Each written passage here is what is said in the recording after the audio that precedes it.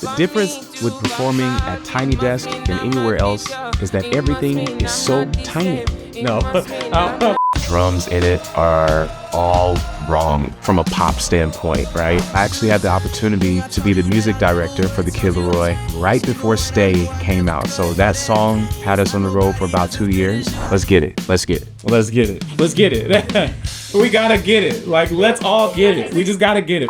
What's up, guys? This is Diamond Johnson. You might know me from playing live drums with artists like Gunna, T-Pain, The Kid Laroi, Tim's, Jay-Z, Beyonce, or from working on movies like Sing 2, Moana 2. I'm really excited to be here. Let's get it.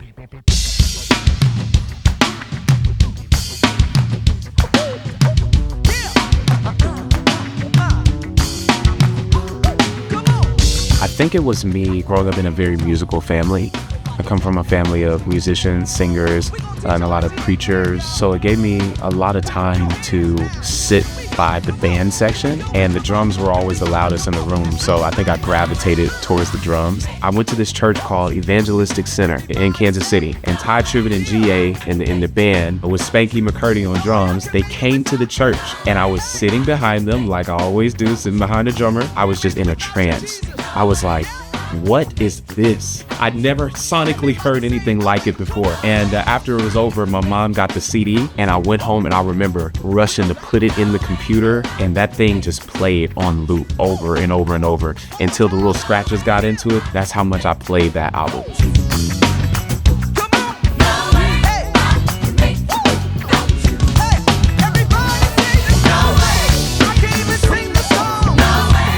Sunglasses are like a barrier for me because I'm a very kind person, so I get to hide behind my sunglasses. But another thing my sunglasses hide is the faces that I make when I'm on drums. So everybody got their face, you know, bass players, they got stank face or whatever. I have like confusion face. It's like my eyes will go anywhere. I'll be like looking up here and be like, something crazy, right? But when I got the shades on, do you have my shades?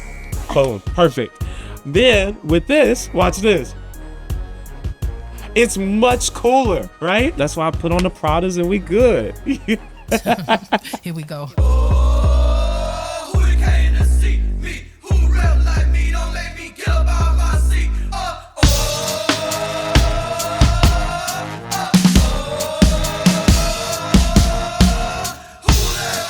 It was like that song that was the bridge between two different eras of Beyonce's career. So it was really fun. The drums in it are all wrong from a pop standpoint, right? The offbeats and the sounds that are used on the record, super fun. I get hyped when I play it.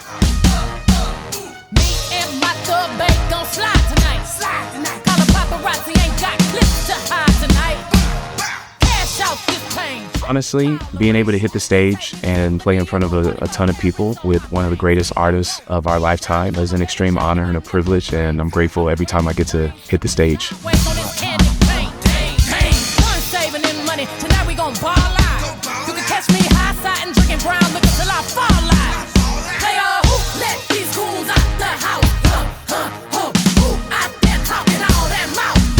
Slow it down, match the tones, and then once you figure out the pattern, it gets really, really fun, and then you can dance. That's my favorite part, the dancing part.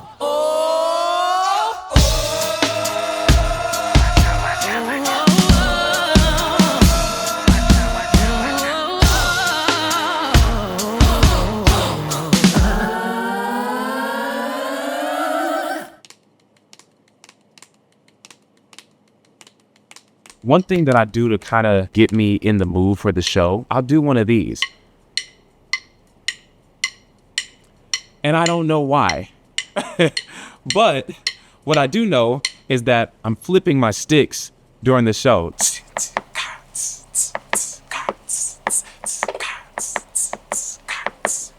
Right? I think that just loosens me up, just gets me in that mode of thinking about being a rock star. I'll take it to my leg, or if there's a pad nearby, but usually my leg. Single, single, single, single, double, double, double, double. So I like to spend a lot of time working on my weak points. And so for me, that could be a certain chop that I want to learn, or it could be a certain feel, or it could be a way on how I approach a song or interpret a song. Foundationally, If I'm doing some paradiddles or some singles or doubles, those are the majority of the rudiments that I'll actually use live. Just having those second nature rudiments available makes my show go really smooth. Single, single, single, single, double, double, double, double, flam, flam, flam, single, single. Ooh! Hey, that's a pretty good sequence. That's a pretty good sequence. I actually had the opportunity to play this song on the movie Sing 2. It was the first movie, so I was like really nervous. And also, it was one of my earlier opportunities moving to LA. It's kind of crazy to think about.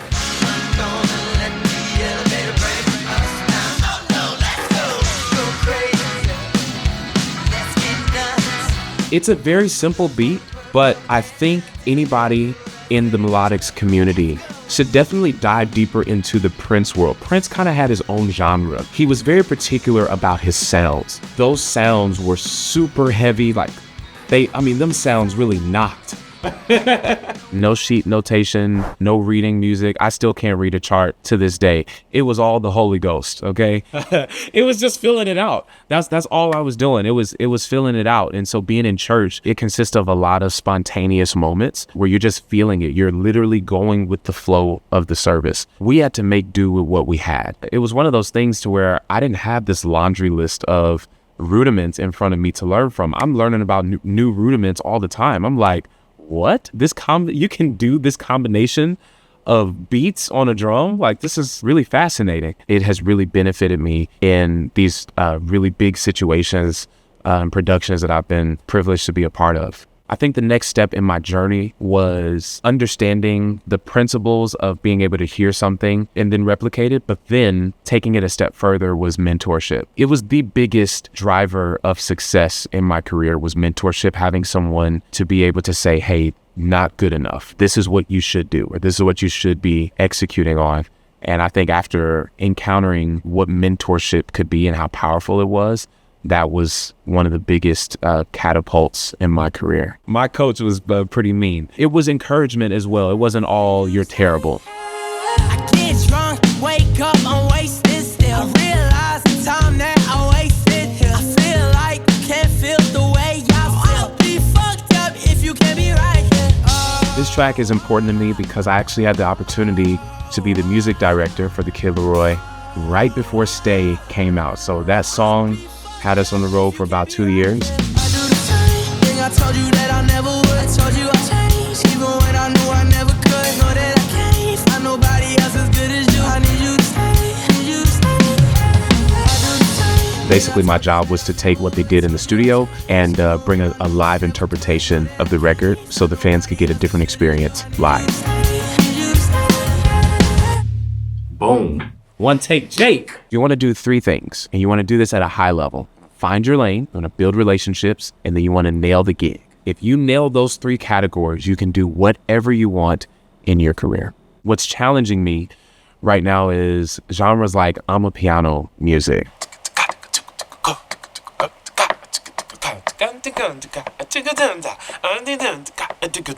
Like that type of syncopation, like really getting into different cultures, understanding the ins and outs of what that genre wants you to feel. And I'm big on that. Like, what is this thing trying to get me to feel? And can I replicate that feeling and make other people feel that, right? For me to come out, it must mean I'm a teacher. It must mean I'm not the same. It must mean I'm on your case. For me to come out, it means that I'm not teacher. I want to show you my world. Give me one break, I need faith to believe. This song is so big in my life because it was actually my first Tiny Desk experience. I got to do it with Tim's, and it was a really, really great experience. The difference with performing at Tiny Desk than anywhere else is that everything is so tiny. No, everything had to be really controlled and compact. And I remember playing this song in particular over and over, like dancing to it, just like, only me and you, only me. It was just such a vibe. Only me and you. Only make me your matter. Make me your matter. Make me your matter. Show me your side. Make me your passion.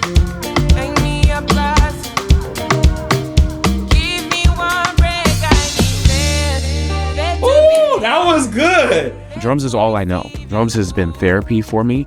Drums has been livelihood because I get paid to play drums. Drums is not only changed my life, but I'm able to effectively impact loved ones, people that I love and care for around me with music. So it is a full-time thing. I get to live off of beating barrels of wood and plastic, which is like, it's crazy. What would I be doing if I wasn't a drummer? I'd be a stand-up comedian because I'm hilarious.